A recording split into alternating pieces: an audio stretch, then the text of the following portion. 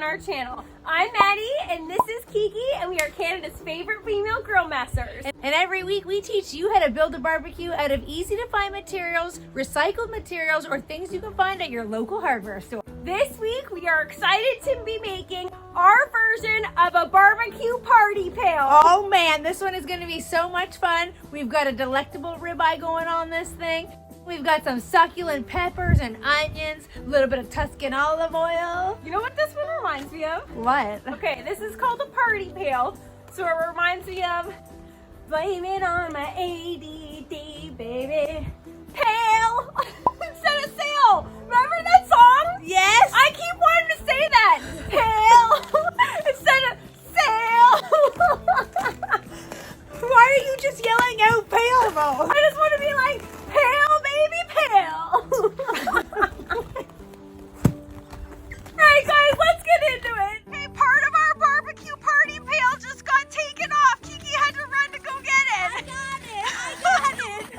All right guys, so the first thing we need to do to build this party pail grill is get yourself a party pail. So we found this one online, super cute, super small. And all we're gonna do, this is gonna be a charcoal grill. So of course we're gonna need some ventilation around the bottom. And all we're gonna do is get our handy drill here and drill in some holes. There's one, there's two, and let's do a fourth, just for good measure. All right, let's clear some of that snow away. And we've got our holes in the bottom here. Now these holes are gonna provide us some great airflow for when we add in the charcoal. Air is gonna come in the sides, keep that charcoal nice and hot so the heat travels up and hits our food. Next thing we're gonna add in the bottom of our party pail is this metal trivet that we have here, right into the bottom. And it's nice because this one actually fits right perfectly in here. And what this is gonna do is keep our charcoal elevated so the air can get underneath it. We've got a tiny little tin here. This is just a tin that we've got from the dollar store. And we're gonna use this as kind of a charcoal basket so we can put our charcoal in here and easily be able to move it along the grill in case we want direct heat or indirect heat. Put that off to the side in the bottom there. Now, we've got this tiny grill grate that we salvaged from an old grill. Look at this, guys. Watch, it fits perfectly on top of our party pail. This is a 12-inch party pail, and so this 12-inch grate fits perfectly on top. You could obviously do this a little bit bigger, but we wanted a 12-inch party pail because we knew it would fit this grate perfectly. We wanted to go the extra mile with this grill and put a lid on top. So what we've got is an old handle that we took off of an antique cabinet. And then we've got a metal bowl, a very, very thin, inexpensive metal bowl. And all we've done is drill the hole right through the center where we're gonna put our handle and use this as a lid on top of our barbecue.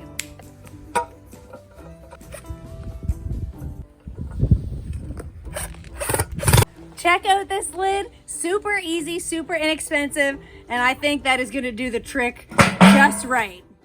All right, so let's get the charcoal dumped into our grill so that the grill can heat up while we season our steak.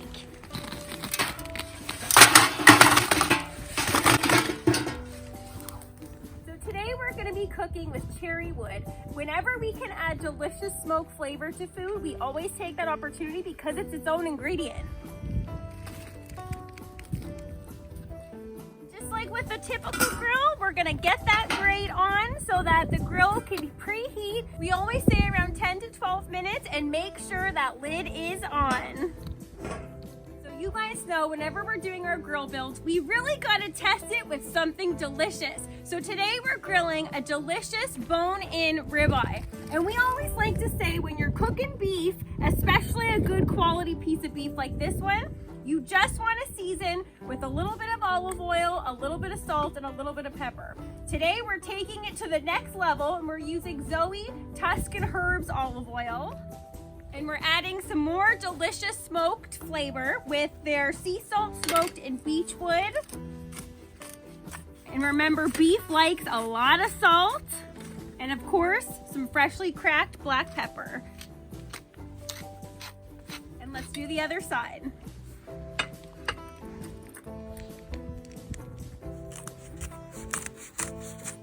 Today we're also making some peppers and onions to be served along with our steak, again so Kiki can try something finally. Yay! All right, look at all this luscious steam. I think it's time to get our steak on. Are you guys ready for this? Come in close to hear this sizzle. Oh, yeah.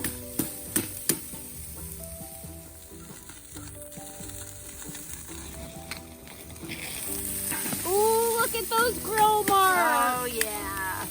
Oh, my goodness. Yes. I think that deserves a PAIL. PAIL.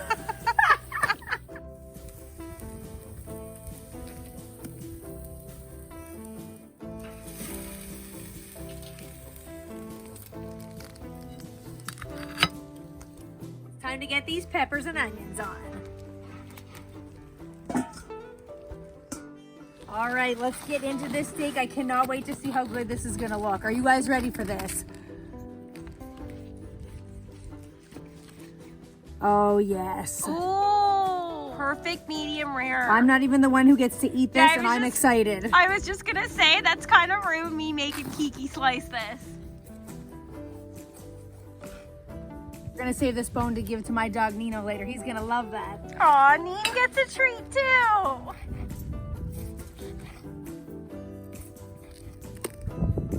Now let's check out our peppers. Give them a little stir. Oh, yes. Ooh, oh my goodness. Why does that smell so good? Ooh, that smells amazing. These are mine. Oh, mine.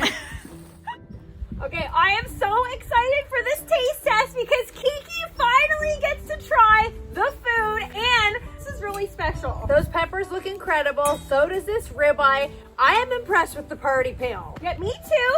This grill really held up. It's 12 inches in diameter, so it has some good surface area. We probably could have fit the steak on here as well, but we didn't want to overcrowd it. I think this grill is going to be one that we revisit because I like that it has a lid. Even on a day like today, this is one of the coldest days, even though it's March now, and it's still cooked perfectly because of the lid. I'm astounded at this thing. Me too. I'm so excited about it because this is a grill that is going to stay in our arsenal for years to come. I can already tell. Yeah. And on that note, it's time to give it a taste test. Okay, honey, hook me up. I'm gonna hook you up. Here we go. I need to cool this because this is like so hot. Okay. Okay, I just gotta hold it into the breeze because look at that steam coming off of that. Oh, those are, okay, what is the combination of peppers and onions with beef? I don't know why that's such a winning combination. Put some of that in a bun, a little bit of horseradish aioli on A little bit of provolone. Ooh, oh my goodness. Okay, why didn't we bring that stuff out here? Dang! This is gonna be a simultaneous bite. I'm gonna aim for you, but and not put this one in my mouth by accident. I feel like I'm gonna be like, oh. Okay, ready? Okay, here we go. Here we go. That wood flavor. Is it super smoky? I'm getting all the peppers. It's not super smoky. That cherry wood just kisses it a little bit. And because that's a hot and fast cook, you only get a little bit of flavor, as opposed to if you're smoking ribs and it's that really, really strong wood flavor. Now, how's the flavor on that ribeye, though? That Tuscan herb oil is really, really nice on the peppers. Subtle, very, very subtle on the beef, because that's what you want. You want the beef flavor to come through. Okay, honey, I'm coming at you. Ready? All right, yeah, wind it up. You gotta give me a better bite, though. You're not aiming right. What's going on? Maddie's concerned with her own bite and is like not putting it in my mouth properly. If you were eating the ribeye, you'd be concerned with your own bite too, honey. I'm sorry. Okay, get it in my mouth. Honey, hello?